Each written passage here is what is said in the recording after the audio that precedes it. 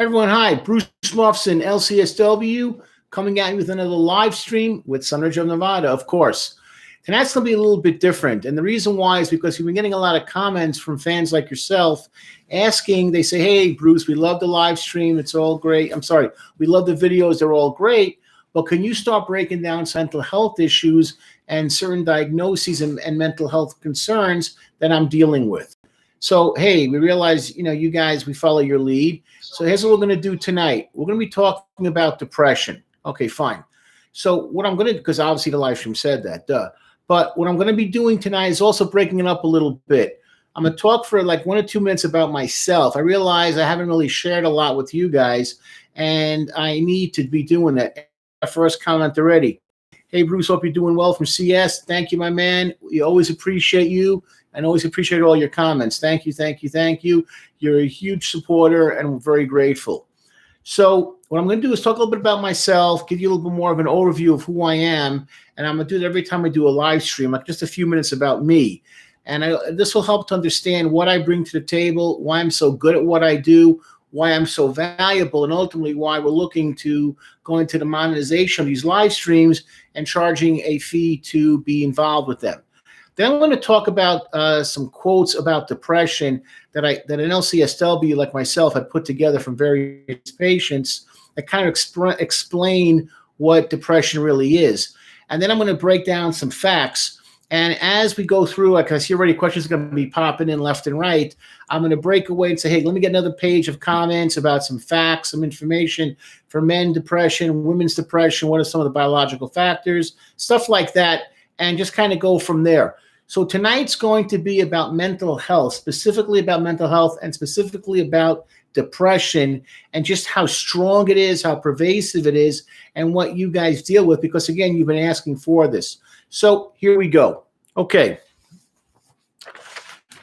I am a licensed clinical social worker, LCSW. A lot of times you guys will say to me, hey, you're a great psychologist, you're a great doctor, and I appreciate the upgrade educationally, but I'm an LCSW. So what does that mean, licensed clinical social worker? All right, what it means is this. I did 4 years of college. I did 2 years in a master's program at University of Georgia. All right, I did 2 years postmasters where I was working, and I had to go through individual, I had to supervise. I had to meet with the person once a week for an hour, and I had to, gain so many hours of actually working like 4,000 hours of work experience, like 120 hours of individual, mentorship, or I'm meeting with my supervisor. Then I took a national exam, which you have to take, which I passed. And then I have to take roughly every year 20 credits, which is roughly works out to an hour of continuing education. That's just a given to maintain my license, which has to be renewed every 20 years. Okay. So I've been working as a social worker, as a clinical social worker, probably the last 23 years, but as a social worker for the last quarter century for 25 years. Okay. Where have I worked? That's come up a lot also. What kind of work have I done? So I've worked inpatient. I've worked outpatient. I've worked in an emergency room setting. Okay. I've done private practice, meaning seeing people privately. I've testified in court hundreds of times. And I've been to various prisons and correctional facilities to basically do evaluations. What is this person's behavior like? Mental health issues? Do they warrant going into treatment? Can they stay where they are? Can I work with the officers? Stuff like that. Now, I've worked with people from 3 to 83, and I've done extensive work with sex offenders who were adolescents. Many, and I've also worked with adolescents and teens, many who had gang issues. I've done foster care, victims of trauma that include rape, sexual assault, and extreme violence like domestic violence. Okay, plus those dealing with heavy neurocognitive issues. That's when your coconut's having issues, such as bipolar, schizophrenia, TBI, which is traumatic brain injury, and drug-induced psychosis. And many of the TBI that I've worked with, traumatic brain injury, was the actual cause from violence and neglect. I've also done numerous trainings, probably like I'd say close to 50, where I've helped work with the court system, correctional officers, law enforcement, parole and probation officers, generally to break down mental illness and what it looks like. That's often something that people don't really understand, and how to work with the mentally ill in a more appropriate and productive manner to get more out of the situation. In short, there is nothing I have not done out there, not seen or been there. I'm battle hardened, I've been tested, and I'm found to have the right stuff. So as we do more of these live streams, I will clarify more and more why I am the best LCSW out there doing what I do. Okay, enough about me. Exciting, huh? Okay, now I want to share a couple of quotes about depression and kind of break into some facts and things you need to be aware of in dealing with it. And right now, any questions you have, shoot them in. CS, thank you for taking the first hit. Always appreciate you going first. Now, these are comments that came from a LCSW like myself. I thought were kind of interesting. Her name is Sherry Mattenstein. She's an LCSW, and these are quotes that she got from various patients. Here we go. First comment was this. What is depression? Here's what someone said. These are comments people said. What is depression like? It's like drowning, except everyone around you is breathing. It's a great quote, because that's how people often feel with it, like I'm lost. Everyone around me is going somewhere, and I'm not. Another question here. You said one time you explained your story in terms of personal life and the problems you have. You said it wasn't the right time. So when will you share that information?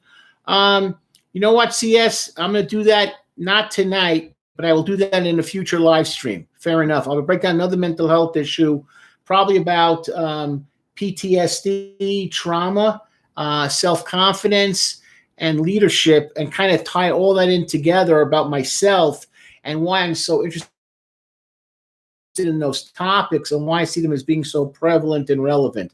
So yes, thank you. Thank you for being on top of me. And I will do that. I'll share my life as much as I can, but I'll talk about how the issues of trauma, violence, domestic violence have affected me and how it shaped me and how I do the work that I do. And I'm going to also tie it in to leadership and mentorship, where I see so many people don't get what they need because they didn't get what they needed in childhood. So yes, it will come. Fair enough. We're going to save that question. And do me a favor also, CS, shoot me an email. We'll leave me a comment on this one tonight about this as well, so I can remember it and keep it going for the next one. Thank you. All right. Another comment that I really thought was interesting was someone said this. When you're depressed, you don't control your thoughts control you. I wish people understood that. It's another thing, too, is that people think like you control your thoughts. No. When you're depressed, you feel like garbage, and your thoughts of you stink, you suck, you blow, you're a loser, that becomes relevant and prevalent, and how you really look at yourself. You don't see yourself as positive. You see yourself as very negative. That's why you see all those self-deprecating statements. I'm a loser. I won't make it. Why should I try? I'm going to fail. And that's what depression does to you. It makes you feel less of a person, less of who you are. One more comment. I'm going to go on to some of the facts. This person said this. Depression is feeling like you've lost something, but having no clue when or where you last had it. Then one day you realize what you lost is yourself. Yeah, you got sucked in. You went into like the black hole. You went into the toilet. And what you were and who you were is lost. What you used to enjoy, what you used to like doing, what defined you, what was your personality is now gone. So for instance, for me, it would be like, well, Bruce isn't funny anymore. He's like really, really serious all the time. And I consider myself to have a good sense of humor. And all of a sudden, like no more humor. Or Bruce is what they call an extrovert. He likes to be outgoing, talk to people. You know, he likes crowds. He likes meeting new people. And all of a sudden, I don't go out. I don't talk to anybody. I don't call anybody. I don't text anybody. What happened to Bruce? He used to call me. He used to text me. How you doing? All of a sudden, that's not happening anymore. And that's so true. And that's when you feel like I have no clue what happened to the Bruce I knew. And that's kind of sad and depressing, but the depression, and that's what happens. Okay, fine. So I'm going to hold on to these comments because I kind of like them, how this woman gathered them together. And right now, if you got questions, shoot them in. I'm here to answer. CS started off the game, and thank you so much. But here we go. As always, got the facts. Here we go. All right. Things to be aware of. Depression is a serious mental illness that can interfere with a person's life. It can cause long-lasting, remember that term, long-lasting and severe hopelessness and a loss of interest. And I got these facts from Medical News Today. Okay. It can also cause physical symptoms. People think like, oh, there's no physicality with depression. Wrong. Okay. Pain, appetite changes, and sleep changes. One thing you're going to hear me say a lot, and just basically in every kind of mental illness, the first thing that gets affected generally is going to be your sleep. And you need sleep. You need consistent sleep. You need good sleep to be functional. But almost every severe mental health issue will always have that same thing coming out again and again and again. I don't sleep. I don't sleep. I don't sleep. My sleep is ragged. I wake up 5-6 times a night. I don't get into a deep sleep. I wake up exhausted. I go to bed tired. I wake up tired. That's telling me that you're having a problem. If you're not sleeping well, at least 7-8 hours a night, you're shortchanging yourself. And depression and poor sleep go together like peanut butter and jelly. That's just reality. Okay, now, the Centers for Disease Control, it's called the CDC, and that's a federal agency that tracks these kinds of things, found that nearly 10% of adults ages between 40 to 60 years old, 59, had depression between 2009 and 2012. Generally, statistics like this are usually a couple of years behind. However, despite its prevalence, depression isn't always easy to identify. Very, very true, because it's tricky. Okay. One of the most common misunderstandings of depression is that it's similar to feeling sad or down. Wrong, not true. Okay? It's not like that. Those are short-term things, dealing with situational issues. Depression is long-lasting and it seems to go on forever. Okay, although many people with depression feel sadness, it feels much more severe than emotions that come and go in response to life's events. The symptoms can last for months or even years, and can make it difficult or impossible to carry on with daily life. I hear this all the time. Bruce, I got no energy. I can't get out of bed. I can't go to work. I'm calling in sick. I'm taking a leave of absence. I laid down in bed. I got up at 8 and I woke up. It was 4:30 in the afternoon. Where did time go? I laid on the couch and I binge watched a TV show from the 90s when I was a kid. I'm like, what did I just watch for 4 hours? Like, what happened? You'll get people say things like, and I'll get to this in a second, it can disrupt careers, relationships, and daily tasks such as self-care. I'm not showering. I'm not bathing. That's a biggie. I'm not brushing my teeth. I'm not combing my hair. When I see people, I used to give an example. I used to work part-time at a foster home, and I would come on Sunday nights to see if they can do a group and kind of just hang out with them. I came twice a week. I would always ask the staff, how are these guys doing for the weekend? And they would say he was in his bed all weekend in his underwear just playing video games. He didn't get out of bed. He didn't shower. He didn't shave. He didn't brush his teeth. Bad sign. That's trouble. Depression. Are people doing things? Elderly with depression. Why get out of bed? Why get dressed? Why not wear the same shirt with a stain? No one cares. No one cares. Depression does that to you. It makes you smaller and it makes you feel more insignificant. Okay. Got a couple of questions in here. We got a question here. How can I tell depression from depression or doom dread? Okay, that's a good question. Doom and dread are generally situational. Like you're going to walk into a haunted house, on Halloween night. You're going to be scared. You're going to be frightened. But once you walk out of the house, like 20 minutes later, that feeling of doom or dread disappears. Well, like I'm taking a big exam. I'm really, really worried. I'm going to flunk. I'm not going to make it. 2 hours later, I didn't get an A, but I probably got a B, boom. So that's going to pass. That's going to dissipate. Sports, man, those guys are big. They look huge. They look scary. They're going to rip us in half. By halftime, you made a couple of tackles. You got embarrassed the first 1 or 2 series, but you start getting the flow of the game. Like, I belong here. I deserve to be here. You start doing damage to the other side, and that feeling goes away, and you get confidence. Depression is generally going to be at least 2 weeks. That's what you're looking for. And believe me, it's long lasting. It could be lifelong. And it doesn't just go away like that. It just goes on and on and on and on. I made a comment about depression in one of our videos where I said depression is like having a wet, heavy blanket around you that stinks, and you can't like get away from it. You're caught, and you just feel like you're gasping, and that's what depression really is like.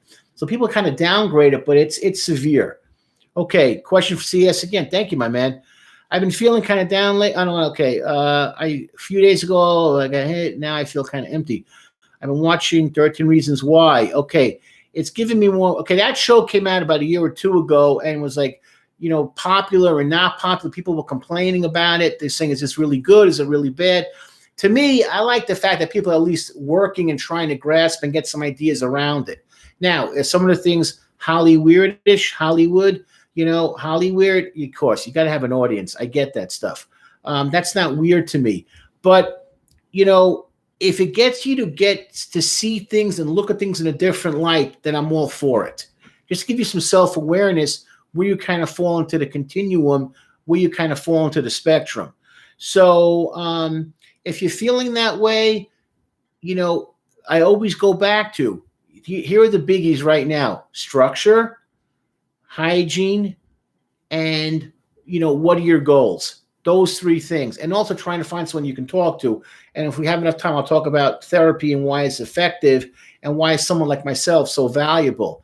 But you want to get into that structure. You want to get into a sense of hygiene, sleep pattern. That's a biggie. And who are you going to share this with and who are you going to talk to?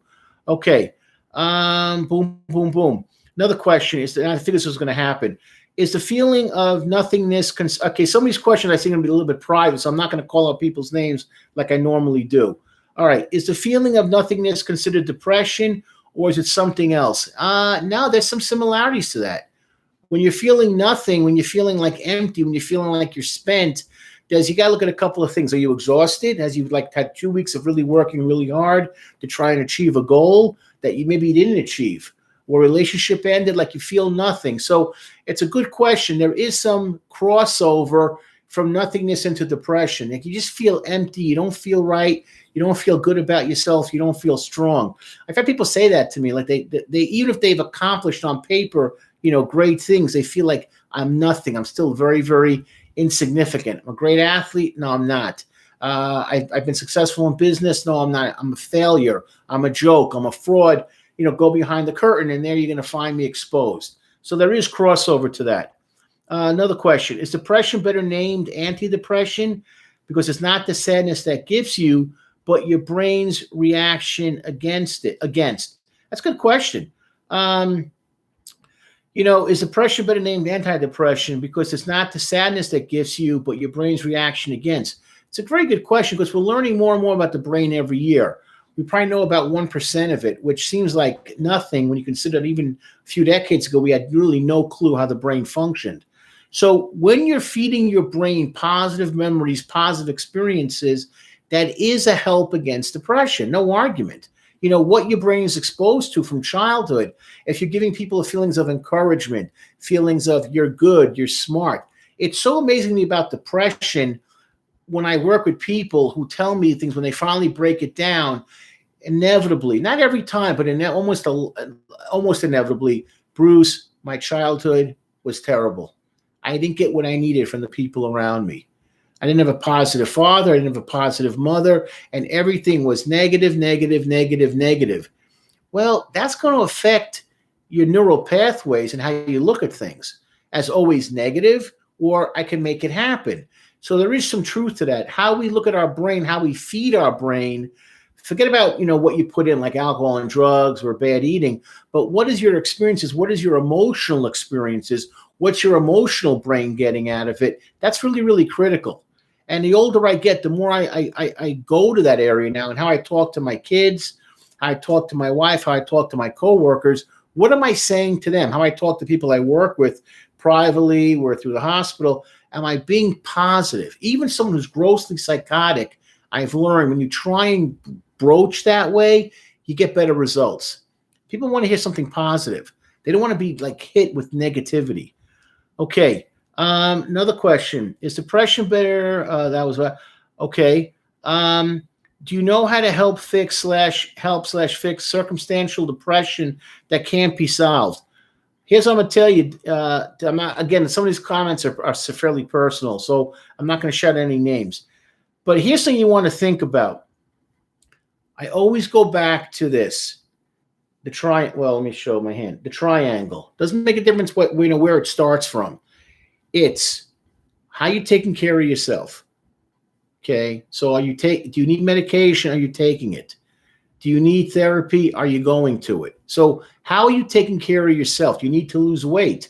Do you need to, like, give an example? About 2 months ago, I noticed that I was having a problem with my elbow and my shoulder and my back. I was very tight. I was having a lot of pain. What am I doing? Let me get this looked at. I've been going to a chiropractor just to get adjustments. And right now, I'm not feeling any pain. I'm feeling a lot better. So are you taking care of yourself? Are you sleeping enough? Are you eating right? Number 2, who do you hang with? What is your support group? That's huge, because when you're around people that are supportive and are pushing you, you tend to do well. That's really, really big. And then number 3, good or bad, if they're jerks, you're gonna have that same feeling. And number 3, what is your day like? What do you do? I can't stress enough, structure and routine is critical. And when people, like a lot of times people who retire, I don't have to get up for work in the morning, turn over, go to bed, wake up at 11 o'clock. Did I brush my teeth? I'm not going out of the house today. My wife passed away. What are you doing? What are you doing? So even now, thank God we're going back to work slowly with the virus, but how do you structure your day is so critical. I can't stress that enough. Okay, so that's how I wanted to share that. Why does being depressed make an analgesic pain hurt more, but my nerve pain hurt less? Okay, another great question. The point is this. When you're feeling that way, when you're talking about the analgesic pain hurt more, but my nerve pain hurts less, because that's what's really where the depression is coming from. Okay, your nerves are deadening. They're not giving you that feedback. I'm dead. I'm dead. I'm dead to the world. I feel nothing. I feel numb. That's the nerves basically being shunted aside. And that's why the analgesic, if I'm saying that correct, I know what you're saying, but the analgesic pain is going to hurt more because you're getting more of that synapses, more of that pressure versus the nerves, like, I don't feel anything. So that's a good question again. All right, the guy said to us he can use me. Okay, Adam, so he can use his name. So thank you. I'm not going to use your last name, of course. So I wanted to clarify those kinds of things. Now, when we look at depression, we're looking for at least 2 weeks. Got to have a period of time so we know that it's developing and there's things going on. Now, what are some of the biggest complaints? And if you got questions now, shoot them in. We're going live and we got room in the queue. Now, what will people say to me? There's no pleasure or joy in life. Things I used to enjoy, I stopped doing.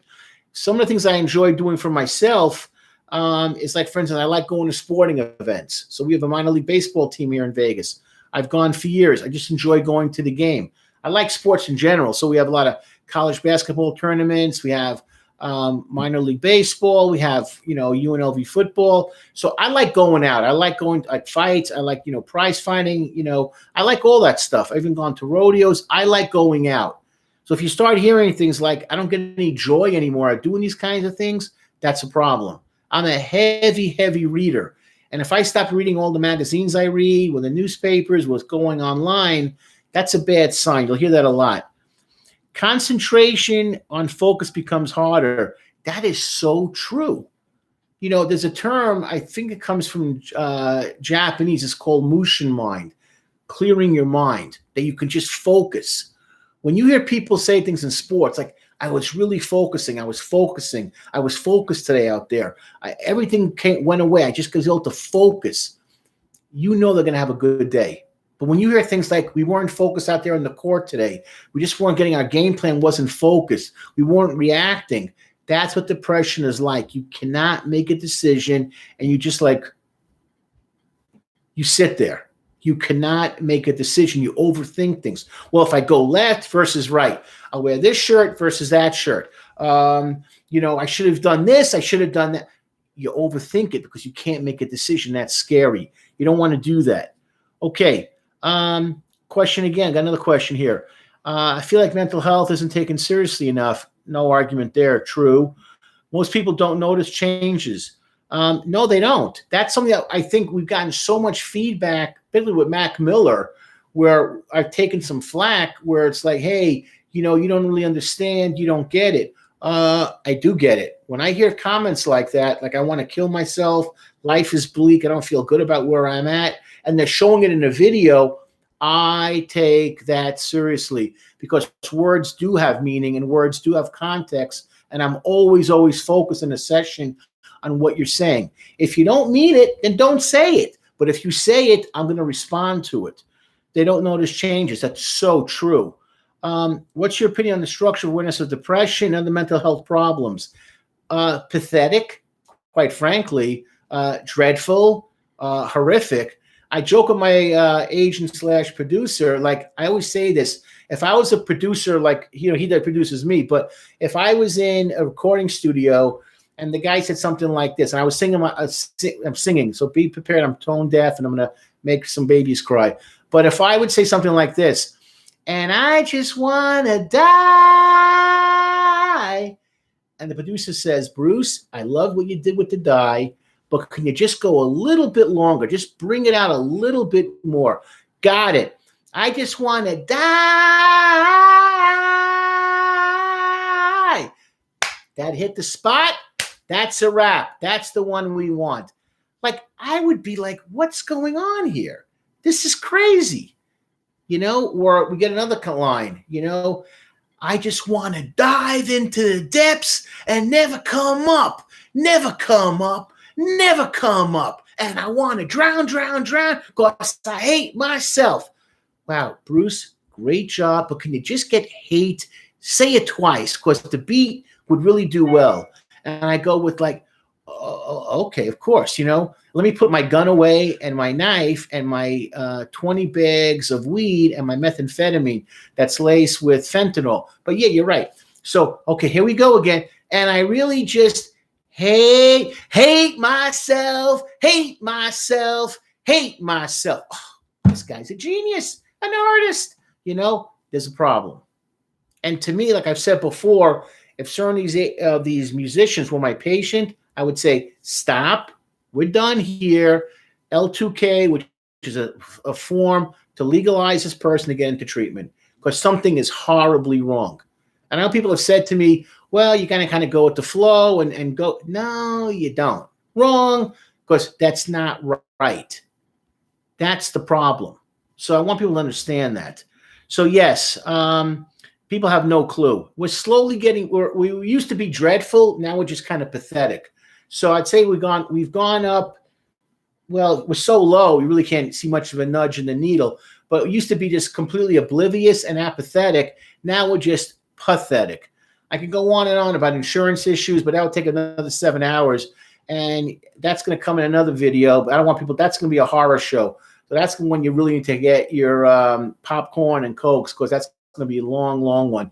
But no, it's not taken seriously. And it costs this country alone hundreds, I'm not making this up, hundreds of billions of dollars a year in lost productivity because so much is related to our coconut. And if it's going well, it's going well. And most of the time it's not, we suffer from it. Okay. Is depression addictive, specifically for nerve pain? Good question.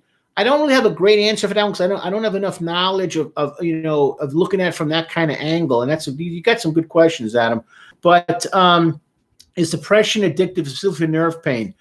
I think I'm just going to throw this out there. I don't want to say this is an opinion to take home, but I think the body works in sync, and when you're not happy and you're not feeling good, the body responds. So I'll hear people say to me a lot of times, like, my nerves are on fire. I feel like my nerves, I'm jumping. I'm so nervous. I'm so excited. I can't focus. I'm so depressed. I'm so angry. What the body is saying is, you're not in stasis. So yeah, I think there is something to that. The body is responding to how you're responding. There are times when I had some stress on life that was so severe, I literally broke out in hives on my arm and on my legs. I'm like, what the heck just happened? And it lasted for like 15 minutes while I was digesting the news that I heard. So this is all connected. And the older I get, the more I appreciate looking at the holistic whole body perspective that I think is often not really understood, and it's not incorporated well with mental health. It's more than just like, I'm going to cleanse, I'm going to detoxify. It's like, what's going on here? Have you detoxified what's inside your head? You can do all that stuff with lotions and pills and this and that. But if you're not focused here, it doesn't really work. How do you deal with melancholic depression? To my belief, there is no real root of melancholia. So how would you treat it? Here's what you do. With a good therapist, what you do is you say, why are you here today? That's always the first question. You've had all these issues your whole life. Why are you here today?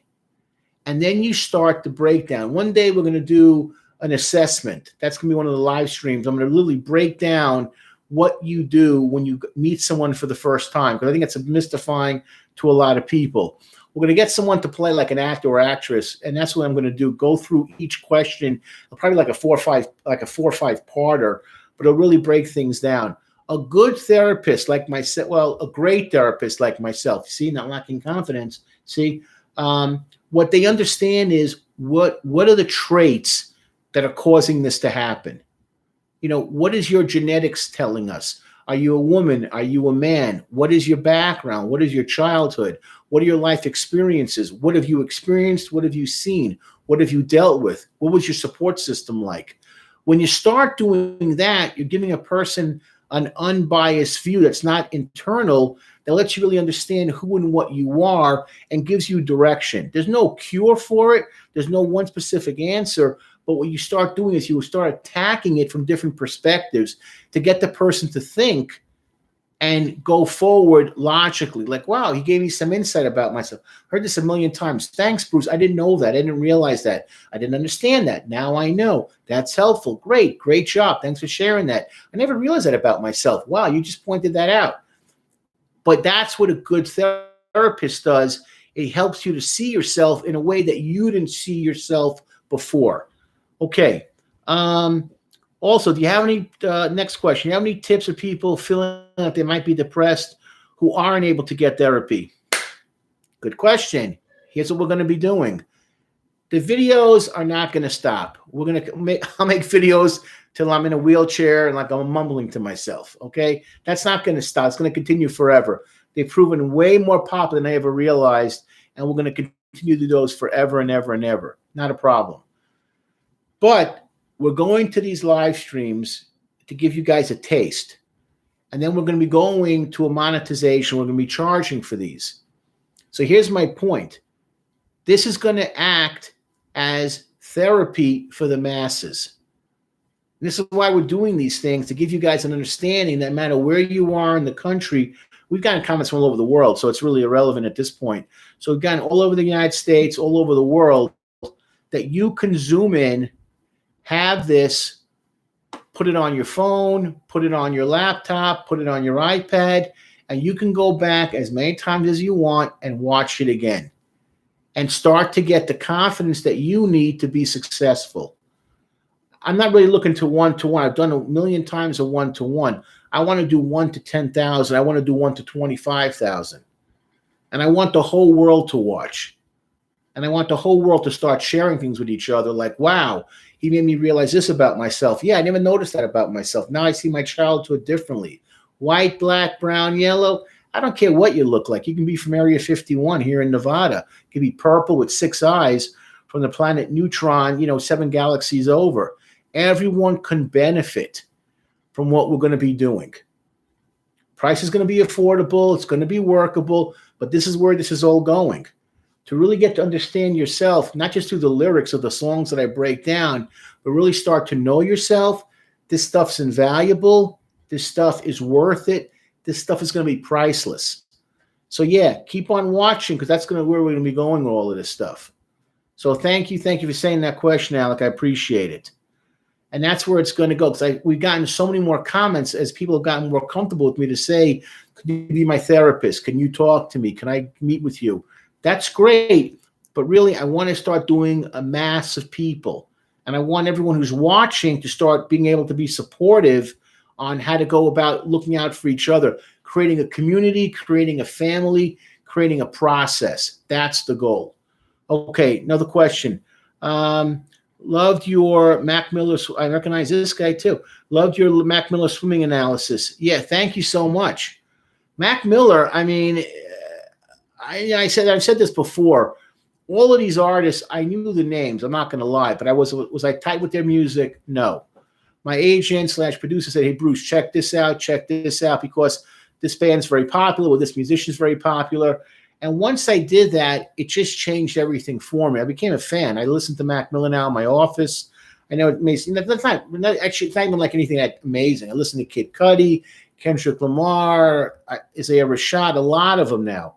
And people now send us stuff all the time to listen to their musicians. And I'll go down the list because there's about 75 names now. And I'll just put that name up and I'll listen to the band or the artist, and I'll listen to their greatest hits or what's their last album, just to get to understand them. And my appreciation of music has grown.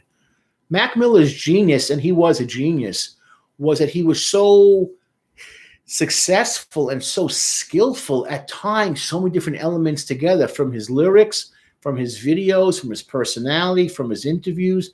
The guy was a giant. His death was to me a crushing blow. I think he was just, going to do great things, even bigger than he was doing now. But he gave me a huge understanding of how lyrics and behavior and mood all go together. So thank you. We've done about 15 Mac Millers. Probably we've done the most of any artist has been Mac Miller. And we're going to do more of him. The guy's great. And his music, quite frankly, is timeless. And we'll be covering it for a long, long time. So thank you for that. Okay. No questions right now. And we're not that far from the end. So I want to go over a couple of things again. Everything feels hopeless. Yeah.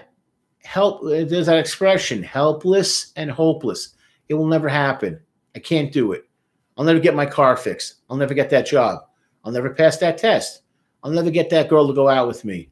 I'll never make the team. I'll never be handsome. I'll always be fat. I'll always be stupid. I'll always be dumb. I'll always be hated. No one will love me. No one will marry me. Everything feels like a failure. There's no way up. It's only down. It's very common. Here's a biggie. Oh, here we go. What can you do about hopelessness, premonitions, and our feelings of finality in general? Okay, here's what I do. These are all great questions, actually. What can you do about this kind of stuff? Here's what you do. Get someone to talk to. Get the right therapist. Well, me. But also, you want to look at your lifestyle. What do you do for yourself? Who do you hang out with? What is your day like? Then focus on good sleep. Focus on hygiene. And then sit down and say with the right person, what are your goals? How am I going to achieve them? And be around positive people. I've learned that also. Negative people, run. They'll keep you in a depressed state. Okay. CS on the question. How do you think Mac handled his depression? He obviously stayed his depression, but he used very deep references. That's why I love your breakdowns, because they're so detailed and exact. Thank you, CS. Guys, huge supporter. Thank you so much. How did he handle it? He spoke about it. I mean, to me, he was crying out for help.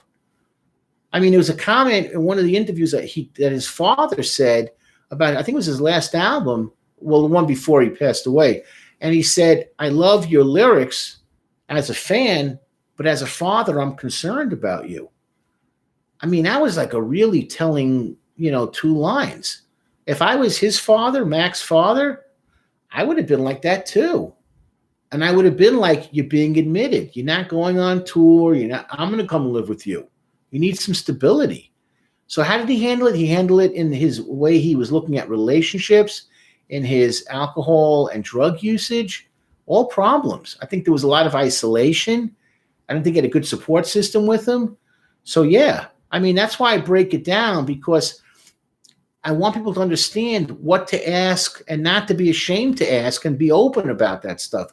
Are you feeling suicidal? Something is going on. Be direct. Don't be afraid. How can you deal with depression without external help? Here's another great question. What you want to look at is, okay, what's external? What's internal? What am I doing to myself? So if I'm going to spend my nights, the old expression was dating Ben and Jerry, meaning eating ice cream nonstop, that's not the answer. What am I doing positively for myself? What am I doing to improve myself? I always push exercise. One of the things that I do as a clinical social worker, when I go see people at home, generally, I make them walk with me. I make them do something physical. They found of all the things that you could do, medication, counseling, exercise will give you the most long-term neuron effect to make you feel better about yourself. Exercise, exercise, exercise. Even if it's walking around the block, do it. You will feel better about yourself, and it has long-lasting effects in multitudes of ways. Okay. What's your recommendation for making connections and filling the social aspect of life for severe introverts? Okay. Wow. Now we're pounding in questions. Okay. Here's the thing. So what's your recommendation for making connections and fulfilling the social aspect of life for severe introverts? Here's what you do. Push yourself. Even if it's a small thing, get out there. If you're online, I used to be like, well, if you're online all the time, that's not healthy. I was wrong. I grow. You can have fulfilling relationships online. If there's something that you're interested in, join a chat group. Learn something about something and go do it. Years and years ago, I had a person that was a severe introvert, but he had this thing about learning about France. He was interested in French culture. I finally got him convinced to go to just a group of people that were into France. The food, the culture, the music, cheese, whatever. He went, and shockingly, they welcomed him. He had a great time. That's one example, obviously, but push yourself to find something that you like. This is a country of joiners. Find something that you like and put yourself out there, and things change. Okay. Especially the current situation with the virus. Good point. The virus will end. Okay. The thing is now, what are you doing? I mentioned this in another video. What have you learned from this virus? How it's going to help you improve mentally, socially, economically, because there's going to be winners and losers.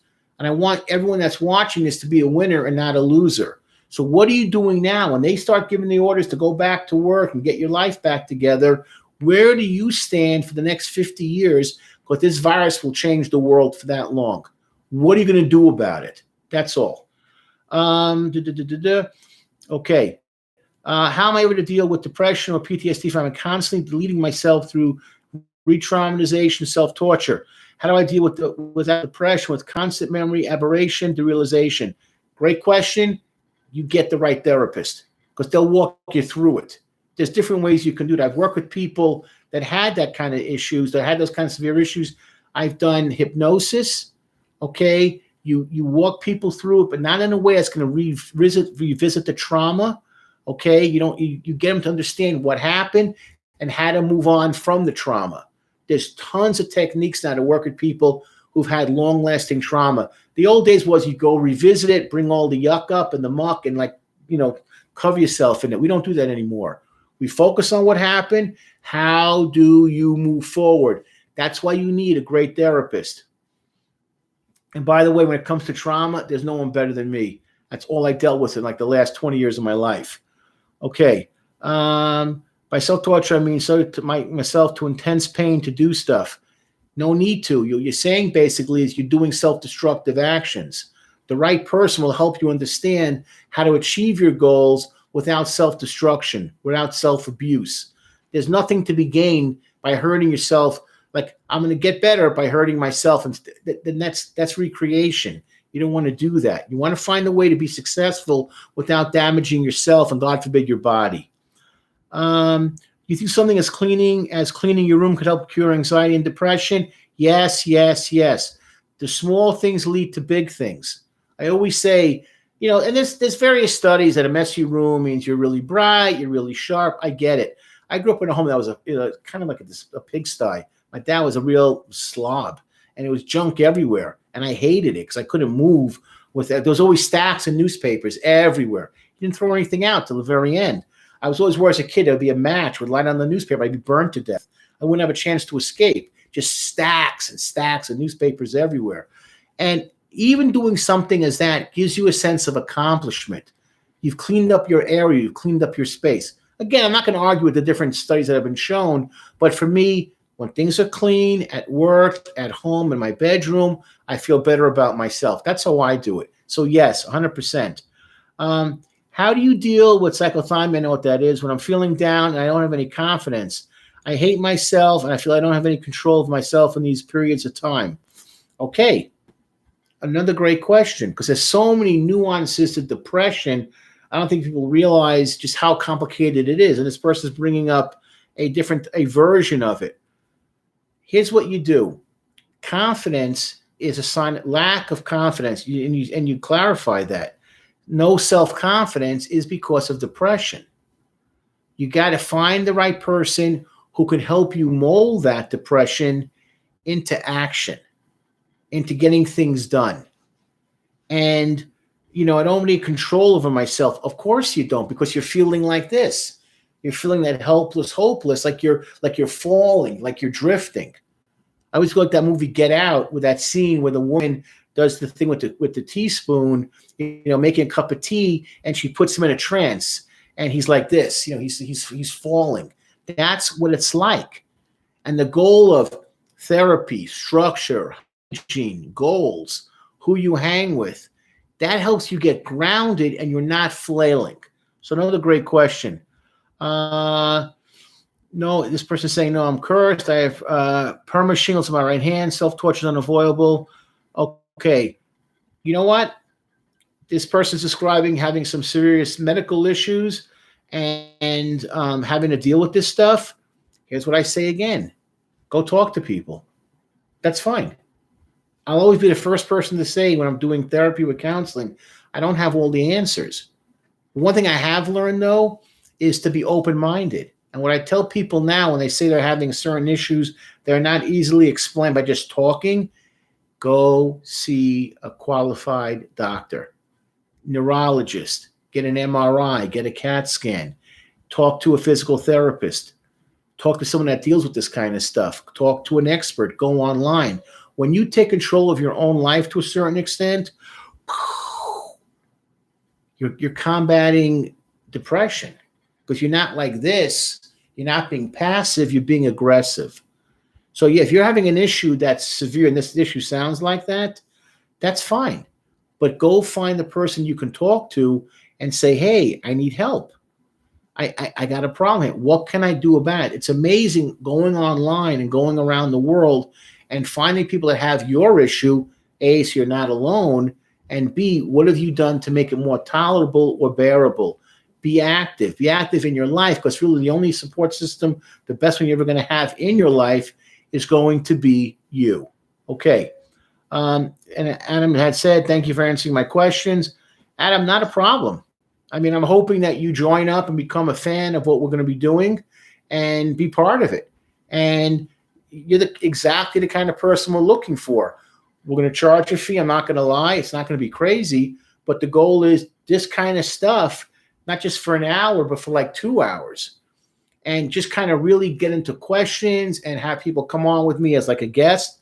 Hi, how you doing? Giving more insight, more self-awareness, going through more articles. And this will become literally a therapy session for the masses. That is the goal. Therapy session for the masses. I've done plenty of one-to-one, but I also wished I had a camera behind me, really to record it and let the whole world see this and get benefits out of it. And that's why we're here today. That's why we started this channel. That's why we're here tonight. And so we're going with this. We are going global. And we want you guys to join us and be part of it. And not for my own ego. Believe me, I've been married long enough. I have none. But I'm talking about is getting the confidence to say, I now have control over my own life, that Bruce is like my tune-up, my oil change, but I got it. I got the skills I need. And now, unlike most therapists, when you don't see them again, you have the stuff to look over and go through again. That's the goal. Okay. How do you reward yourself without drinking alcohol when you've had trouble with alcohol abuse, and that's how you used to unwinding after a long day's week of hard work? Okay. Here's the thing. Look at something like this. That's telling you that's your trigger. All right. Anytime someone says to me, I have to unwind with a six-pack, or I have to unwind with some heroin, or I have to unwind with a huge piece of cake, anything that's self-destructive for you is not the answer. Okay. So you got to make changes slowly. So you might want to do something like non-alcoholic beer. Okay. Drink beer, get nothing out of it. But to get that same sensation, there's like O'Doul's, for instance, with beer, non-alcoholic. You can drink all you want. Or say to yourself, I'm going to switch up every second beer. I'm going to have a Powerade. I'm going to have a vitamin water. Or you know what? I'm going to reward myself by going to the gym. I'm going to reward myself by going to a movie where I don't have to use alcohol as a way just to unwind. I'm going to unwind in a different way. I'm going to unwind by having dinner with a good friend of mine. Like, that's how you want to think about changing your thinking and changing your focus. Okay. What are your certain views on LSD helping people's depression? Here's the thing. I'm not against medication, but you got to have right people in your corner, because it's so abusive. Some of these psychedelics, some of these man-mades, these synthetic drugs. You got to have the right people working with you. There are people that have reported great effects with this. Clarity, open-mindedness. I'm not against that. I think even the VA, if I'm saying this correctly, was using LSD like in certain kinds of batches, trying to help the veterans with depression. But they're having clinical trials, having clinical studies. It's, people who get LSD, people who don't get it. It's controlled. Don't do things with like a guy who was a high school dropout who says he's a chemist. That's a recipe for disaster. Always find people that know what they're doing. Spend the money, spend the time. You won't regret it. So I'm open to anything that can help you, but go to the right people that can do that for you. I love your death grips. Hey, man, thank you. That video, I didn't know this group before. Never heard of them before. They actually played in Vegas a couple of years ago. I if you want to go see them before I pass away, take my agent with me. We're going to go. But yeah, great group, man. And people have said to me, it's amazing a guy your age, meaning old, is open-minded and willing to listen. Absolutely. I'm open. One of my greatest strengths as a therapist is I'm open. I'm open-minded. It's not my way or the highway. I look at things through the eyes of the people that I'm listening to, and I get away from that stuff. Like, okay, I'm not 18. I'm not African-American. I'm not a homosexual. I've never been molested. So, but I'm able to look at myself through the eyes of other people, and that opens up all these doors. I don't go in like these preconceived notions. You're supposed to act a certain way. I'm flexible. Okay. Johnny. Hey, thank you, Johnny. Hi to you. Hey, Josh, another superstar, man. Yes, a lot going through depression with this crisis. Yeah, this is simmering right now. Imagine it's like a pot of soup with the kettle on. It's slowly boiling, slowly boiling. People are just kind of like this. They're kind of just hanging on. They want to go back to work. They're scared about their finances. A lot of people got killed financially, will be destroyed for a long time. So right now it's like, just, okay, be tough, be good for the kids, be good for the wife, be good for the spouse, blah, blah, blah, blah, blah, blah. But once this is it gets calmer, the pot will blow off from the steam that's going to just push it over. It's going to happen. It's kind of like it's building. I can feel it. But once people get back to normal, they're not going to be normal. And that's when it's going to blow off the top, and you're going to see a huge explosion of mental health issues. No doubt about it. Someone says, you're amazing. I always say this, legend in my own mind. Okay. I don't take myself seriously. I'm very, very good at what I do. I feel I'm the best out there, but I don't ever get into like, I can't learn more. I can't grow. I can't, learn things. I can't, develop. A lot of things. I came out of grad school over 20 years ago, 1995, University of Georgia. Things have changed a great deal. And I'll get into that in later live streams. Traumatic brain injury was unknown to me back then. The effects of PTSD were unknown to me. The effects of sexual abuse were unknown. I mean, I heard about these things, but didn't really understand them. Now I see it completely differently. As a social media, so many things have changed. Understanding the brain, cognitive issues, understanding the different parts of the brain. I've learned so much. And you know what? I'm still hungry to learn more. Deprivation, what makes a person psychotic? What's childhood like? What's family life like? So many factors that I'm still learning, and I still want to grow, and I still want to get better. I got a nice comment here. President Magic Donuts. I trust you as a therapist. Thank you. Thank you. Hey, appreciate it. Thank you.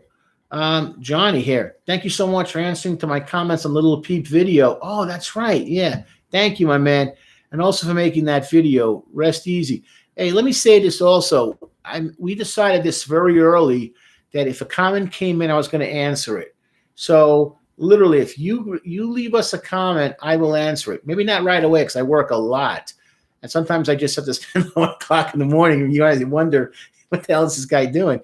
But that's when I have free time to actually get back to you. But I will get back to you. If you leave, and I sometimes even gotten better at, like I see comments coming back a second time. Now I'll flag them. If I see, sometimes I'll just go through different videos. And if I see a second comment, I'll answer that. We make it it's a source of pride for us. You guys made us where we are today. You leave a comment, we're going to get back to you. That's it. At least the first one, that's for sure. The second one, not so great. We're getting better at it because I didn't realize people were doing that at first. But if you leave comments, we're going to find you and we're going to get back to you. Absolutely glad to hear that. Another question. Thank you for answering my question. Just recently did my first trip. Not recommended for everyone, but I see the clarity I was searching for. You're doing a great job. We need more like you, man. Hey, thank you. Thank you. We're here to answer all kinds of questions.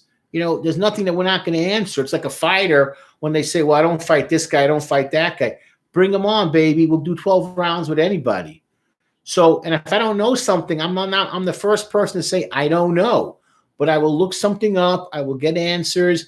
And I'm going to, try and get to the source of some relevant information that can clarify things. That's the whole point also. Not to put out stupidity or idiocy, but to give out actual facts and things like that. One of the things that my agent / producers always said to me as a compliment was, he goes, people would say things to him like, oh, did you hear about this? Did you hear about this? And he's like, well, Bruce was talking about this like 4 years ago. Like, this isn't even new to me. Like, he talked about this. He talked about this in front of me. So it's not like new. I heard about this before. Like, where have you been? He was already doing this stuff, 4 or 5 years ago. So that's what I really try and pride myself on also is look, find, learn, listen, and observe. Are there any plans on music breakdowns in the future? We got 2 songs in the queue. A guy came in with an email about a group that he wanted me to break down. I'm going to do that for him as a courtesy. It's a very powerful email. And I probably do like one a week, one every week and a half. And I literally have 75 bands to cover. There's no shortage. So when I'm at work, I get a downtime where I'm at home. I'll just click out one of those songs. Because I write down everything. So I write down the album, the song, which song, what kind of music, and then I just go back to it. So yeah, we'll continue to knock out more videos. We got 2 more in the queue and always more coming. Absolutely. Adam again, I don't know, like that was fruitless and alienating. Do you think treating it like a traumatic brain injury would be better? Like your Dexter constant distraction. Yeah, check it out. I mean, don't be afraid to look at things, but when in doubt, get your coconut checked out. I can't stress that enough. One thing I've learned about issues that are neurocognitive, like bipolar, schizophrenia, traumatic brain injury, get it checked out. Don't wait. See what's going on there, because so many times we're guessing, and then we do a study, we find things that we didn't realize, like, schizophrenia, dementia. I mean, I've learned so many things that we think we know, we don't know. Go to the source. I would definitely say that. And treating it like a TBI, yeah. And I've talked about TBIs as well. So if you've got those kinds of symptoms, then look at it that way and say, how can I go forward knowing I got these issues? Absolutely. Love the channel. Great content. Hey, thank you so much. Appreciate it. We're constantly evolving. That's another thing also. Where we were started from where we are now is completely different, but we're continuing to grow. That's the whole point as well. So we start off the videos. We did some sports stuff. We did some movies, breaking things down. We seem to find a lot of success with the music. Guys started doing the live stream, started doing other things, started moving into this direction, going to go into paying content. Everything has changed. We have so many ideas because we continue to grow because of you guys giving us that feedback and giving us that support. So thank you, thank you, thank you. And here, this video came about because one woman, I don't know if it was a woman's name, she said, hey, love the video breakdowns, but can you talk about mental illness and as it relates to me? Never thought of it like that. Seeing it through her eyes again. That's how you grow. And, tell people about the channel. We're always open to new subscribers and new people, not for ego, but share what you learned. Look.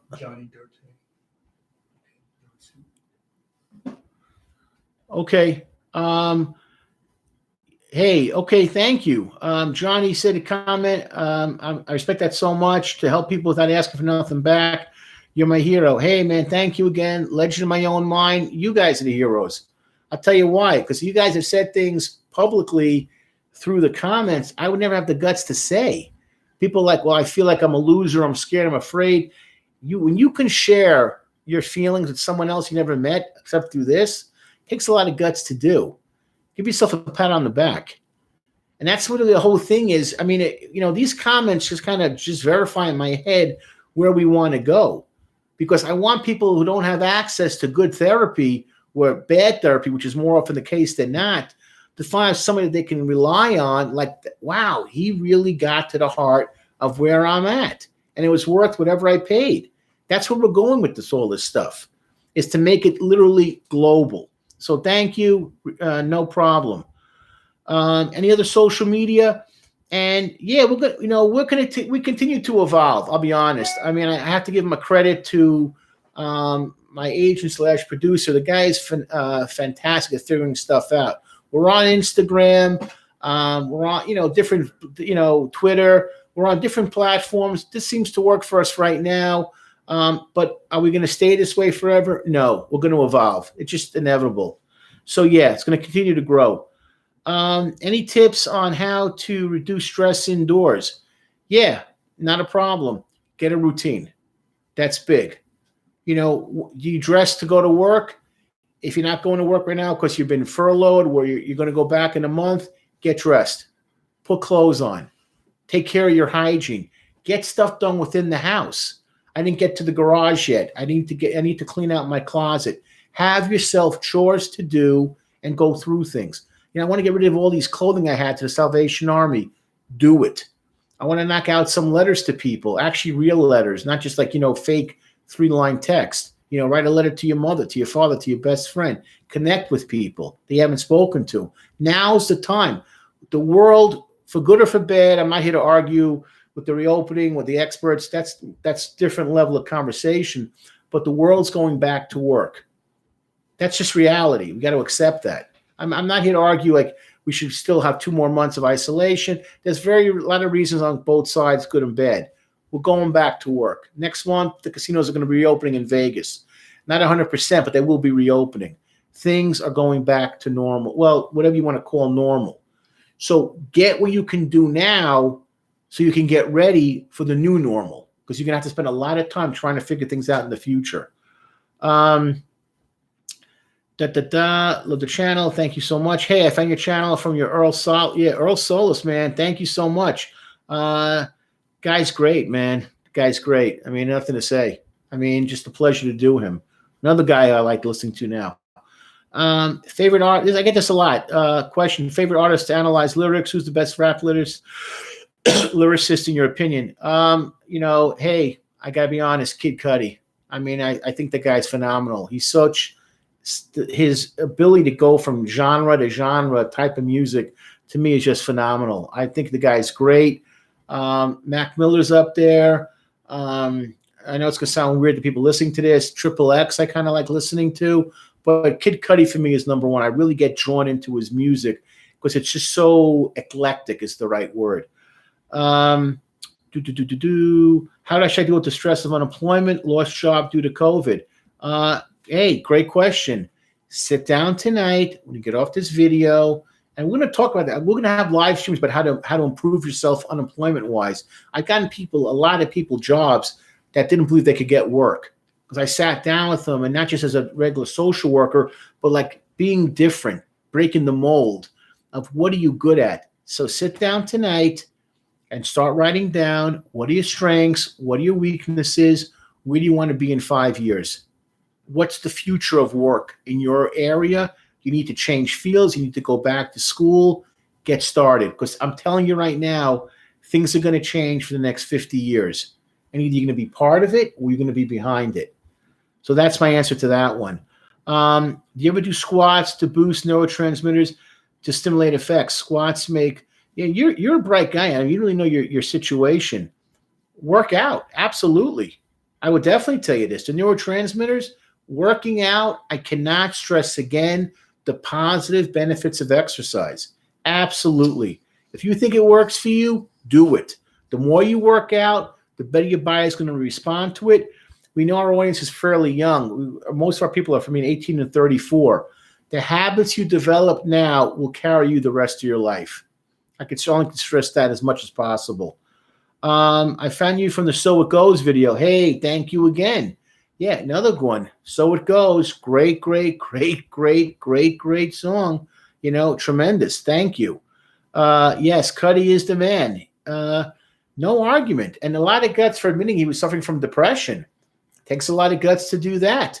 So a lot of admiration, a lot of respect for him. But I find his music to be almost like it sucks me in. It's almost like and you just get sucked into it. His willingness to take chances, I think that's also for me a big thing. He's not afraid to say, I can do one genre, but I can do another 3 or 4. And I respect that. Do some things work better than others? Of course. But you got to take chances in life. I found you from Death Grips on Jeep. Yeah, thank you, my man. I mean, thank you, Death Grips. I'll say this. I think we're running out of time. We're running out of time, Rob? Okay, we're almost at because we're a little over an hour, but that's no big deal, of course. Let me say the groups that really we got to thank. Kendrick Lamar, no argument. He was our first, and he was huge. And I wore the wrong colored shirt for that too. People are blinded still from looking at that video. It's almost like an hour video, but he got us to the door. Kendrick Lamar. Chester Bennington, unfortunately, who committed suicide several years ago, he opened the door because I had a whole different perspective from his fans, many who had been victims of sexual abuse and sexual trauma, and poured out their grief over his loss. And a great musician, great music. I did not realize the pain that he was in his whole life, but another sad, sad, sad loss. And then I got to be honest, Death Grips, we're in the 3rd floor now. I mean, I didn't know them. I'm lying. We got Death Grips. All of our music comes from you guys, the commentators. We would never do this stuff. We didn't know the stuff. Even my own agent producer doesn't even know half these bands, and he's much younger than me and a lot better looking. But the thing is that Death Grips, it just blew us up. We're on the 3rd floor now. So certain bands had just done certain things for us. Oh, I got to give credit to a shout out to a guy named Jay from the Far East who said, Singapore, who said, hey, I'm huge in the Far East, and said, I will let my people know about you. We went from like 40 a week to like 25,000 overnight. I have little doubt that's because he told his huge army of fans, watch the video. And he had sent this particular song to break down because he was dealing with some personal issues at the time. So that also told me the power of this social media. And then when people push, things happen. So it gave us like an international flavor to a certain extent. So yes, certain videos just had such impact, could not believe it. And of course, Mac Miller, another one. Every song of his draws attention because people are so enthralled by him. Plus, Triple X, I got to say, Little Peep gets a lot.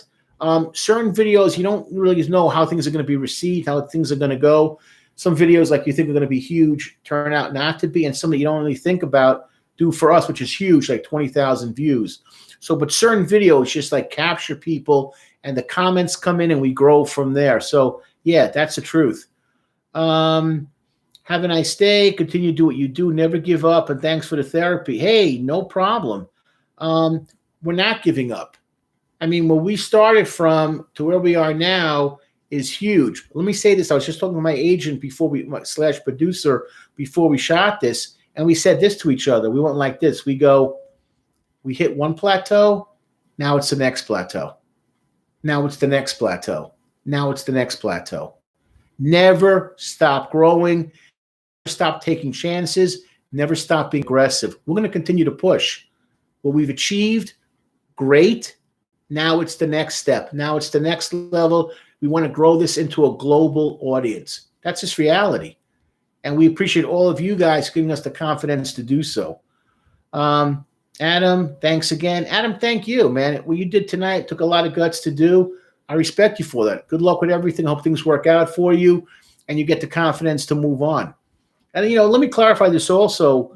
What we're doing is that we're not like, talking about garage sales, where how to bake cupcakes, where, how to do things with super glue. That's kind of funny, where, a cute cat video. We're in a whole different realm. We're talking about real life, real situations. And our goal has always been, because we see things that could be improved so much more in mental health and what quality is, what the best is. We intend to bring that to you. That's just reality.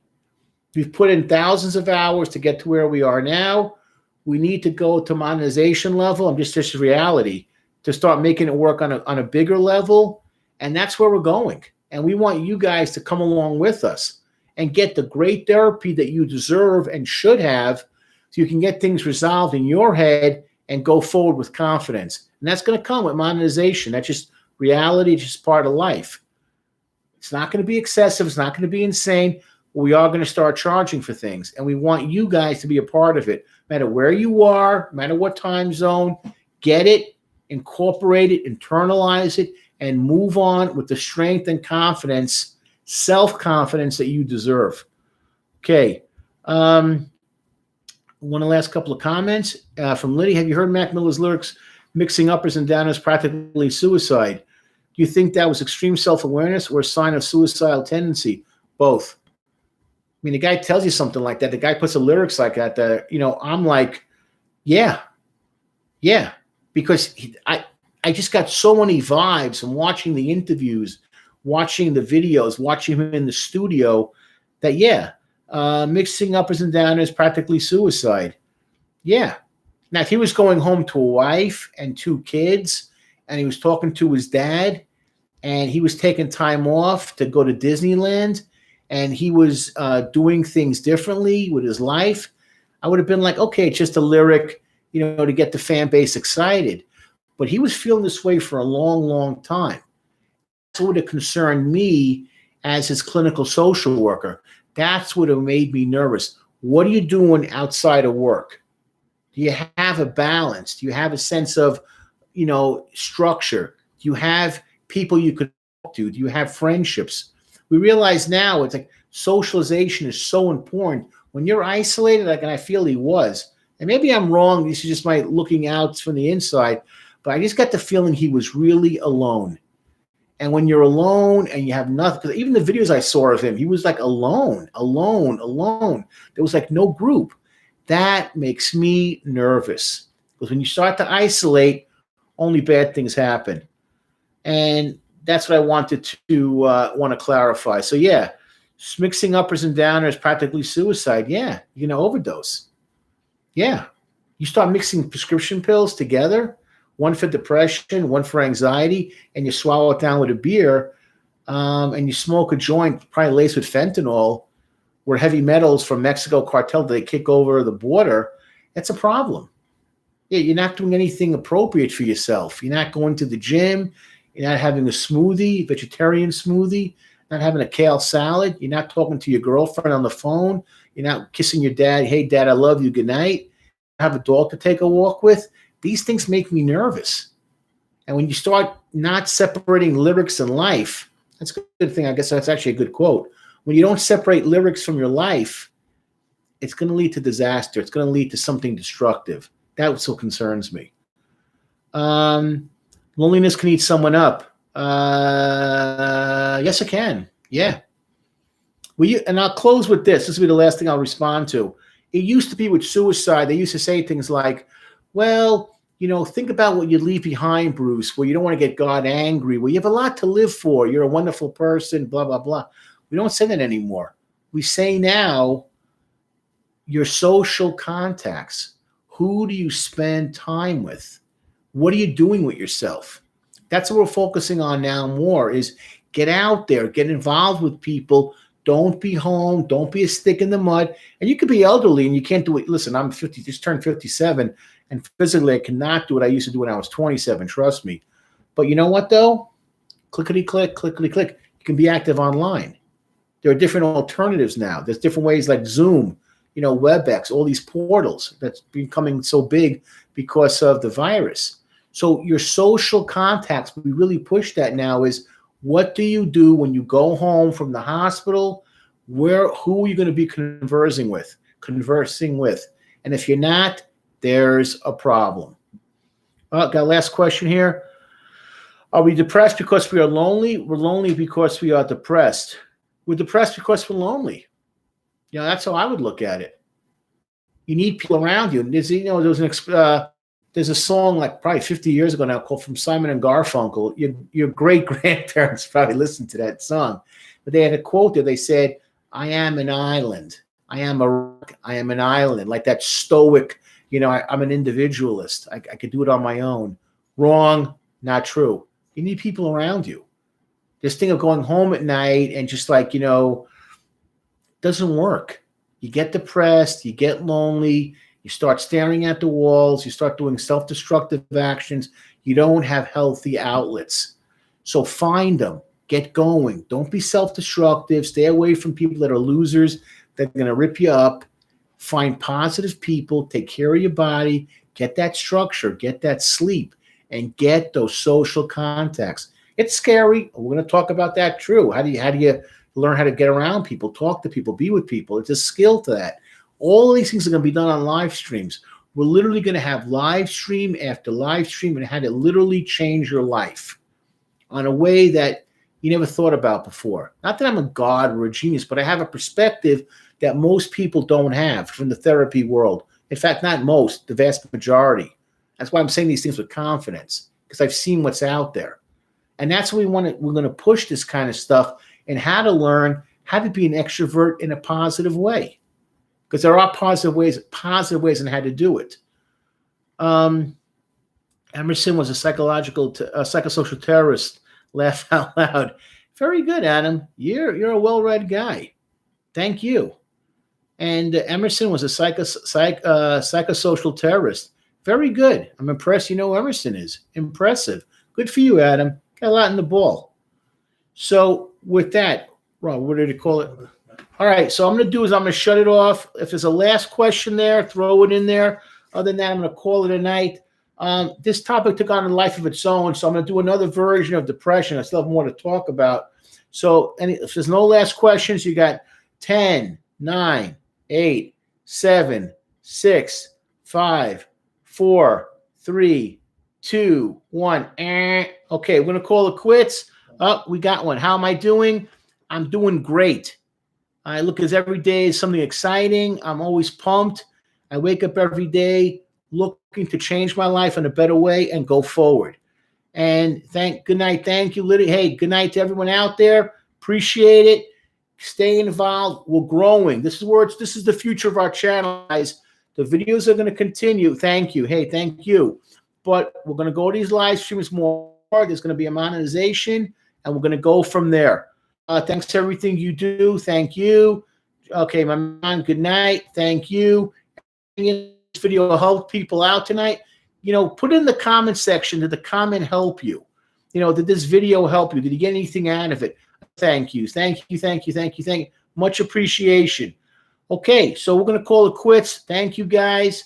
I'm going to end the stream right now. Much appreciation, and thanks again.